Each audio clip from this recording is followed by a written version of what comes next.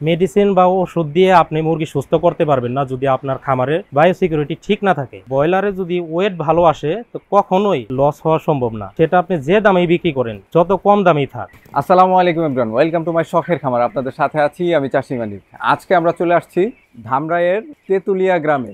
বিশাল বড় একটা poultry shade দেখতে পাচ্ছেন। এই হচ্ছে আমাদের সিরাজুল ভাই। আপনার বাবা এই বিজনেসটা প্রথম শুরু করে পোলট্রি ফার্মিংটা, এরপরে এখন হচ্ছে আপনারা দুই ভাই করতেছেন। তো আপনাদের জার্নিটা কত বছরের? মোটামুটি 18 বছর আগে থেকে বাবা খামারটা শুরু করছে। তার ধারাবাহিকতায় আমরা 2017 সাল থেকে পরিপূর্ণভাবে তার সাথে ব্যবসার সাথে প্রত্যক্ষভাবে জড়িত আছি। আমার এই সেটটাতে 6,500 থেকে 7,000 স্কোয়ার ফুট জায়গা আছে। এখানে আমি সব সময় 5,000 মুরগি পালন করে থাকি। তার কারণ কিছু কম উঠাইলে আমার মুরগির ফলনটা ভালো হয়। বাকি আর দুইটা সেটের মধ্যে আমি আরও 4 থেকে 5,000 মুরগি পালি। সব মিলে আমার 10,000, তিনটা সেটে 10,000 মুরগি আছে। পোলট্রি খামারিরা বিভিন্ন ধরনের লোকসানে পড়তেছে, সারা দেশেই অনেক খামার বন্ধ হয়ে যাচ্ছে। সেইখানটাতে আপনারা এই ফ্যামিলি বিজনেসটা, যেটা আপনার বাবা শুরু করছে মাত্র 300 মুরগি নিয়ে, সেটাকে এখন আপনারা বর্তমানে 2025 সালে 10,000 ক্যাপাসিটির একটা রূপ দিচ্ছেন এবং এখনো 18 বছর ধরে টিকে আছেন। এইটার পেছনের কারণগুলো কি? এখন খামার করতে গেলে সেটার ব্যাপারে পরিপূর্ণ ধারণা আগে নিতে হবে। আপনি যদি নিজে একটা ব্যাপারে পরিপূর্ণ ধারণা নিতে পারেন তাহলে সেটা আপনার সফলতা অবশ্যই আসবে। আব্বা তো এটা শুরু করছে প্রায় আজ থেকে 17-18 বছর আগে। তখন তিনি শখ করে 300 মুরগি দিয়ে শুরু করছে। ওই সময় দেখা যায় অল্প মুরগি পালন করার পরও লাভ এবং লস দুইটা মিলাই হয়েছে। কখনো লাভ হয়েছে, কখনো লস হয়েছে। পরবর্তীতে এটা 2017 সালের পরে গিয়ে আমরা এটা প্রত্যক্ষভাবে এই ব্যবসার সাথে জড়িত। যখন আমরা মোটামুটি আমাদের ধারণা আছে এবং আমরা বুঝতে পারি, তখন আমরা এই খামারের মধ্যে আরো বেশি সময় দিই। আমরা এখানে আসার পরে 2000 খামার দিয়ে শুরু করি। আমাদের আগের যে সেটটা ছিল সেটা হলো আমাদের এলাকার ভিতরে, গ্রামের ভিতরে ছিল, গ্রামের ভিতরে। তারপরে আমরা এই বিলে আসার পরে এখানে 2000 মুরগি দিয়ে শুরু করি একটা সেটে। তার 1 বছর পরে আরেকটা সেট বাড়াই, তার 2 বছর পরে আরেকটা সেট বাড়াই। পর্যায়ক্রমে 3 থেকে 4 বছরের মধ্যে সব মিলে আমাদের ব্রয়লারের সংখ্যা দাঁড়াইলো 10,000। সবাই তো লস লস বলতেছে, তা আপনারা ক্রমাগত বাড়ায় যাচ্ছেন। আমি এখানে আসার পরে আমি এখন পর্যন্ত লস কি জিনিস সেটা দেখি নাই। আমার টোটালি 2017 সাল থেকে এই 25 সাল পর্যন্ত যতগুলো আমি ব্যাচ করছি সবগুলা ব্যাচেই আমার কিছু না কিছু লাভ হয়েছে। এইটা মানে কিভাবে করতেছেন যে কারণে প্রতি ব্যাচে কম বেশি আপনার লাভের দেখা পাচ্ছেন এবং ক্রমাগত আপনারা হচ্ছে গিয়ে সামনের দিকে স্টেপ ফরওয়ার্ড হচ্ছেন? তো সেটার জন্য কিছু টিপস অ্যান্ড ট্রিক্স যদি যারা খামারি আছেন তাদেরকে দিতেন। আর পোলট্রি ক্ষেত্রে সবচাইতে বড় বিষয়টা যেটা কাজ করে এখানে হলো সচেতনতা এবং নিজের সময় দেওয়া। এখানে আমার কর্মচারী যতই থাক না কেন তারপরও নিজের সরাসরি দেখাশোনা করতে হবে এবং সময় দিতে হবে, তাহলে এটা পরিপূর্ণ সফলতা সম্ভব। তাপমাত্রা ওঠানামা করে, কমে বাড়ে। বিভিন্ন সময় এই বাচ্চাদের পর্যাপ্ত হিট করতে হয়, আবার আলো বাতাসেরও প্রয়োজন হয়। অনেক বেশি গরম পড়লে তখন পর্দা আস্তে আস্তে উঁচা করে দিতে হবে। আবার বৃষ্টি বাতাস থাকতে পারে, তখন পর্দা আস্তে আস্তে নামাই দিতে হবে। মেডিসিন বা ওষুধ দিয়ে আপনি মুরগি সুস্থ করতে পারবেন না যদি আপনার খামারের বায়োসিকিউরিটি ঠিক না থাকে। আবহাওয়ার সাথে মুরগিকে যে খাপ খাওয়ানো, পরিবেশের সাথে যে খাপ খাওয়ানো, এই ভারসাম্যটা অবশ্যই আপনার মুরগিতে ঠিক রাখতে হবে। তাহলেই মুরগি সুস্থ থাকবে এবং মুরগিতে যথেষ্ট ওয়েট আসবে। আর মুরগি যদি ওয়েট ভালো আসে, তাহলে আমি একটা কথা বলবো, ব্রয়লারে যদি ওয়েট ভালো আসে তো কখনোই লস হওয়া সম্ভব না, সেটা আপনি যে দামেই বিক্রি করেন, যত কম দামেই থাক। একটা খামারি কিভাবে মুরগির ওয়েটটা ভালো নিয়ে আসতে পারে সেটার ব্যাপারে যদি কিছু পরামর্শ দিতেন। এখন মুরগি যদি ভালো ওয়েট আসতে হয় সেক্ষেত্রে আগে প্রথমত আপনাকে ভালো একটা শেড তৈরি করতে হবে। শেডটা অবশ্যই খোলামেলা জায়গায় হতে হবে। শেড তৈরি করার ক্ষেত্রে কিছু দিক অবশ্যই খেয়াল করতে হবে। আমি খামারিদেরকে বলবো যে অন্তত মাচাই করতে পারলে ভালো হয়। সেই ক্ষেত্রে মাটি থেকে শেটের উচ্চতা যেন কমপক্ষে 8 থেকে 10 ফুট উচ্চতা হয় এবং মাচা থেকে চালের উচ্চতা 8 থেকে 10 ফুট হতেই হবে। এতে করে আপনার সুবিধা কি, আপনি বাইরে থেকে পর্যাপ্ত আলো বাতাস পাবেন।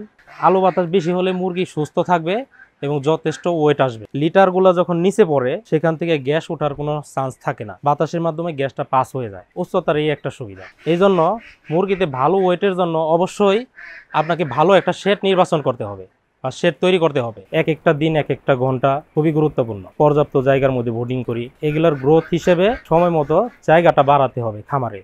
যদি আপনি জায়গাটা ঠিক মতো না বাড়ান তাহলে এটার গ্রোথ ঠিক মতো নিশ্চিত হবে না। তো অ্যাজ ইউজুয়ালি আমরা যেটা দেখি যে সবাই হিসাব করে 1 স্কোয়ার ফিটে একটা মুরগি দেয়, আর আপনি সেখানে 7,000 স্কোয়ার ফিটে আপনি হচ্ছে গিয়ে 5,000 মুরগি 5,000 দিচ্ছেন। মুরগি। আমি যদি অন্যান্য খামারের তুলনা করি তাহলে দেখা যেত যে এই 7,000 স্কোয়ার ফিটে হয়তো সে 8,000 মুরগি দিত। মুরগি বেশি হলে তার লাভটা বেশি হবে, এরকম একটা টেন্ডেন্সি কিন্তু খামারিদের আছে। 20 দিন বয়স হয়ে গেলে তখন আমার এই মুরগিগুলা পর্যাপ্ত খাবার দিতে হয়। একদিনের তুলনায় আরেকদিন খাবারের পার্সেন্ট অনেক বেশি বাড়ে। তখন আমাদের প্রায় 130 থেকে 150 গ্রাম পর্যন্ত পার পিস ব্রয়লার খাবার খেয়ে থাকে। সেই হিসেবে আমার 5,000 ব্রয়লারে প্রতিদিন গড়ে 14 থেকে 15-16 বস্তা পর্যন্ত খাবার খায়। 15-16 বস্তা খাবারের দাম প্রায় 50,000 বা তার থেকে বেশি। এমন অবস্থায় যদি আমার একদিনে ওজন না বাড়ে তাহলে আমার এটা বিশাল একটা গ্যাপ থাকেই যাবে। 20 দিনের পরে গিয়ে প্রায় মুরগি 80 থেকে 100 গ্রাম ওজন প্রতিদিন গড়ে বেড়ে থাকে। এই ওজনটা যদি ঠিক মতো বাড়ে তাহলে 30 দিনে গিয়ে আমার মুরগিটা সময় মতো বিক্রি উপযুক্ত হয়ে যাবে। 20 দিনের পরে থেকে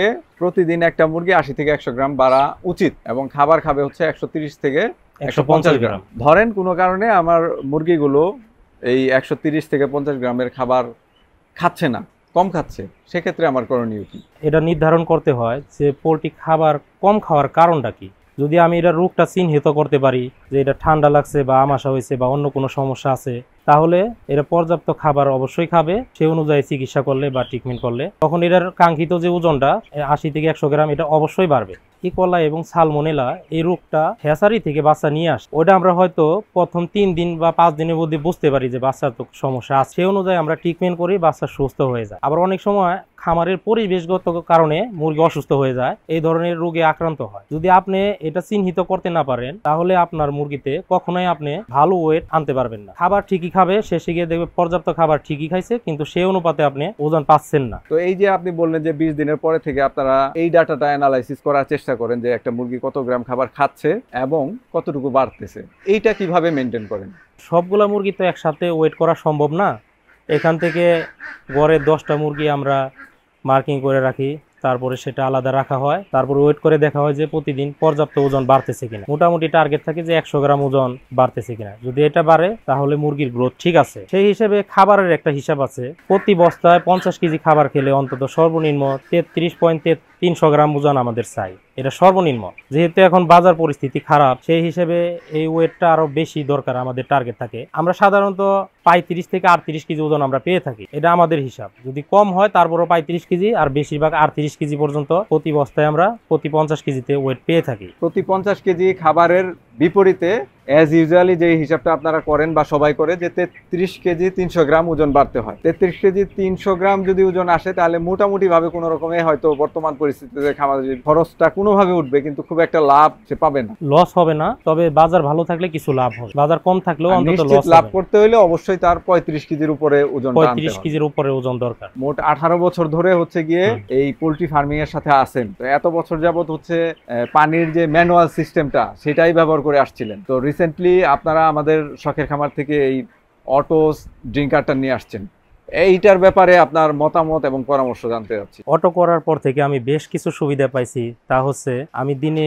একাধিকবার পানি দিতে পারছি, 3 বারের জায়গায় 5 বার পর্যন্ত আমি পানি দিতে পারতেছি। অর্থাৎ আমি মুরগির টাটকা ফ্রেশ পানি খাওয়াইতেছি। একবার দিয়ে আমার অনেক সময় ধরে পানিটা খাওয়ানোর কোনো প্রয়োজন পড়তেছে না।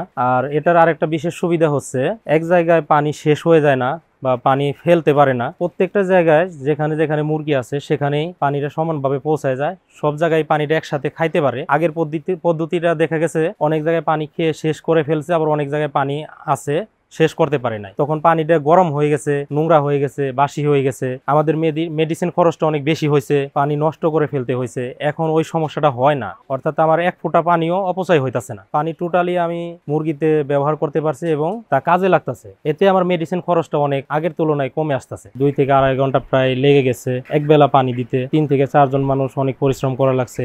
2 জন পানি বসাইতেছে, 1 জন ভরে দিছে, তারপরও অনেক পরিশ্রম বেশি হয়ে গেছে। এখন দেখা যায় 5 থেকে 10 মিনিট লাগে আমাদের শুধু পানিটা রেডি করতে, তারপর অটোমেটিক পাইপের মাধ্যমে আমার সবগুলা মুরগি একসাথে পানি পেয়ে যাইতেছে। এটা একটা সুবিধা। 5,000-এর জন্য 2 থেকে 3 জন লোক আমার এখানে কাজ করছে। এখন আমার 1 জন মানুষে পানিটা কাভার করে ফেলতে পারছে। অধিক লোকের চাইতে এখন 1 থেকে 2 জন লোক দিয়ে আমার খামারটা পরিচালনা করা সম্ভব হইতেছে। আমার পাশে এক পরিচিত ভাই আছে সুজন, ওনার বেশ কিছু খামারে আমি লক্ষ্য করছি যে উনি অটো সিস্টেম গুলো করছে। তখন আমি ওনার সাথে যোগাযোগ করেই আপনাদের সাথে আমি যোগাযোগ করতে পারি। আমি শখের খামার থেকে এই পাত্রগুলো সংগ্রহ করছি। এটার কোয়ালিটি যথেষ্ট ভালো, এটা অনেক মজবুত, বারবার হাত দেওয়ার কোনো প্রয়োজন হয় না, যার কারণে পাত্রটা কোনো নষ্ট হওয়ার কোনো সুযোগ নাই। শখের খামার থেকে পাত্রটা সংগ্রহ করলে অন্ততটুকু এতটুকু নিশ্চিত যে সে অরিজিনাল জিনিসটাই পাবে, প্রতারিত হওয়ার কোনো সম্ভাবনা নাই। ওনারা হচ্ছেন আমাদের এই সিরাজুল ভাইয়ের এই শেডটার এই 5000 মুরগি লালন পালন করেন ওনারা দুইজন। তো আমরা ওনাদের একটু মতামত নিব। আগে অনেক কষ্ট ছিল, দিন 4-5 বার পানি দাও তো মুরগি আমার হেফাজতে রাখতে পারি নাই, কষ্ট হইতো। ওটো হওয়ার পরতে আমার অনেক ভালো লাগতেছে। ওটো হওয়ার পরতে 4-5 বার করে পানি দিতে পারি, মানে আমার মুরগিটা ঠান্ডা পানি খাইতে পারে, আগের থেকে অনেক ভালো। মানে আমার খালি খাদ্যটা দেই আমি মাত্র 20 মিনিট সময় লাগে দুইজন মানুষের। আর পানি কথা কি কম ভাই, অনেক সুন্দর, আগের থেকে আমি অনেক আরামে আছি, কোনো কষ্ট নাই। দামের মধ্যে পানি দেই, লাইন দিয়ে দেই, পানি সুন্দর জায়গা মতো চলে যায়। অটো দর হতে অনেক ভালো আছে। সুপ্রিয় দর্শক, আমরা এতক্ষণ সিরাজুল ভাইয়ের অনেক মূল্যবান পরামর্শ, মতামত, টিপস পাইলাম। ওনাদের কিন্তু এক্সপিরিয়েন্স 18 বছরের। ভালো করার পেছনের বেশ কিছু কারণের মধ্যে অন্যতম আমার মনে হয় যে তারা যে এখানে শেডটা বানাইছে, এই শেডের হাইট কিন্তু অনেক বেশি, উচ্চতা অনেক বেশি, যে কারণে এই শেডের মধ্যে তাপমাত্রা মেনটেন করাটা অনেক ইজি হয়। আমার মনে হয় যে আধা কিলোমিটারের মধ্যে কোনো বাড়িঘর নাই, চারদিকে একদম খোলামেলা জায়গা। এখানে কিন্তু ভেন্টিলেশনটা প্রপার হয়, বায়ু চলাচলটা ভালো হয়, যে কারণে ফার্মের পরিবেশটা সবসময় ভালো থাকে। এছাড়া এখানে আইসোলেটেড এরিয়াতে হওয়াতে বায়ু সিকিউরিটিটা মেনটেন করা অনেক সহজ হয়, রোগের সংক্রমণ বা ভাইরাসের ইনফেকশনটা অনেকটাই কম হয় এদিকে। আপনারা যারা পোল্ট্রি ফার্মিং করতেছেন তারা যদি এই ধরনের অটোমেটিক আধুনিক পানির সিস্টেমগুলো প্রয়োজন হয় তাহলে শখের খামারের সাথে যোগাযোগ করতে পারেন। আমাদের কাছে কিন্তু এই অটোমেটিক বেল ডিঙ্কার ছাড়াও কাপল ডিঙ্কার, এছাড়াও মুরগির আধুনিক খাবার পাত্র রয়েছে, অন্যান্য অসংখ্য পোল্ট্রি সামগ্রী এবং ফার্মিং রিলেটেড সামগ্রী রয়েছে। তো আপনার যেটা প্রয়োজন কল করে বুকিং দিয়ে বাংলাদেশের যে কোনো প্রান্ত হতে আপনি কিন্তু হোম ডেলিভারি নিতে পারবেন। শখের খামারের সাথেই থাকুন। আল্লাহ আপনাদের সবাইকে ভালো রাখুন। আসসালামু আলাইকুম।